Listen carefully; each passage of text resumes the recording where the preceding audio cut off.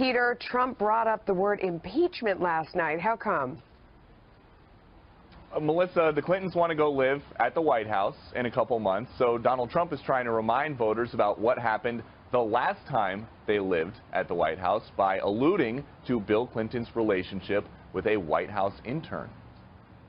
The American people have had it with years and decades of Clinton corruption and scandals. Corruption and scandals. And impeachment for lying. Impeachment for lying. You would have settled. Well, I would have done something certainly different than what they did. I mean, that all started it. Paula Jones is a loser, but the fact is that she may be responsible for bringing down a president indirectly. And did you know about the payments? Later on, I knew. Later on, but you have to understand, Ainsley, what he did. And they weren't taken out of campaign finance. That's a big thing. That's a much bigger thing. Did they come out of the campaign? They didn't come out of the campaign. They came from me, and I tweeted about it. You know, I don't know if you know, but I tweeted. Did you know about the $130,000 payment to Stormy Daniels? Then why did Michael Cohen make it if there was no truth or allegation? You have to ask Michael Cohen. Do you know where he got the money to make that payment? No, I don't know. I'm telling you, momentum is shifting toward impeachment because people are looking at the facts and coming to realize the president committed serious crimes, and it's not just about sex. The idea of this is an accusatory function here. We're not the trial. The trial's in the Senate. Our job is to find credible evidence if there is warning impeachment from that evidence. Grand jury perjury, obstruction of justice by the president, I think are high crimes or misdemeanors. The only thing to change my mind would be direct, honest candor on his part. The president has to earn censure. Mr. President, I rise today to call attention to a serious and deeply troubling crisis in our country.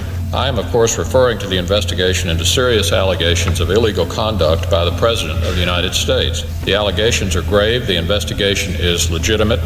Judge Starr's pursuit of the truth is being undermined every step of the way, every single day in the press by those whose sole mission is to attack and impugn the court-appointed independent prosecutor. These ruthless onslaughts are being carried out by the closest advisors to the President of the United States. I think it's important that the President and his people stop the smear campaign. Let Ken Starr do his court-appointed job and let the American people learn the truth, the whole truth, and nothing but the truth. Mr. President, I yield the floor. So the point I'm trying to make is you don't even have to be convicted of a crime to lose your job in this constitutional republic if this body determines that your conduct as a public official is clearly out of bounds in your role. Because impeachment is not about punishment. Impeachment is about cleansing the office. Impeachment is about restoring honor and integrity to the office. And joining us now is the author of an op-ed for Breitbart News that says it's time to impeach President Obama. Joining us now to explain exactly what she meant, Fox News contributor, former Alaska Governor Sarah Palin. Governor, good to see you.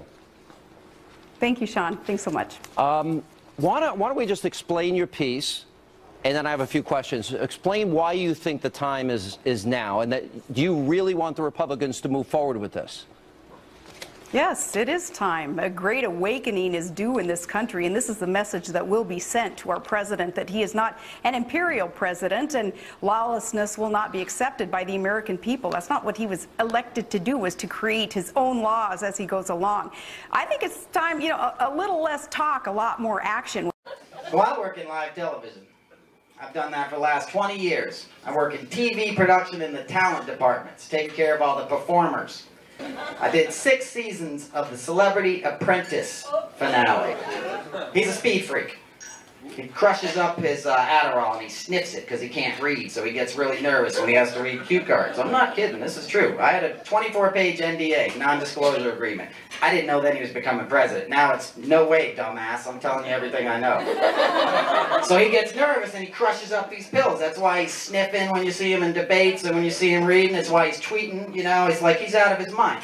It makes sense if you think about it. Methamphetamine was invented by the Nazis to keep the fighter pilots up all night on bombing runs, right? So it makes sense that Trump would use it to hate tweet and a self-centered rage at 4 a.m. on the toilet.